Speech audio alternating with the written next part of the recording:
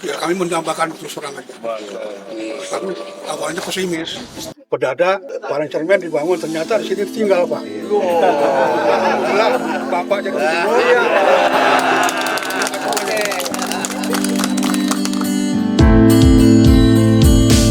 para gubernur, kami warga dapat terima kasih banyak atas jalan cor ini. Mudah-mudahan ke depannya dapat berjalan dengan lancar, tidak seperti 10 tahun yang lalu. Sehingga ekonomi masyarakat menjadi maju, penghasilan hasil bumi bisa terjual ke kota Bandar Lampung. Biaya kos juga jalannya ringan, kalau jalannya mulus. Kita sangat sadar selama ini mulai dari pesawaran sampai Tangkapus nggak bisa tembus ya. Maka salah satu fokus kami adalah bagaimana menembuskan jalan yang baik, membuat jalan yang bagus, mulai dari pesawaran, Lempasing sampai ke Pada Cermin, sampai ke Tangkapus. Insya Allah 2027 Tangkapus sudah bisa lewat ke sini. Ini adalah jalur pariwisata yang luar biasa dan mudah-mudahan kalau akses ini sudah buka bisa menjadikan akselerasi pertumbuhan ekonomi.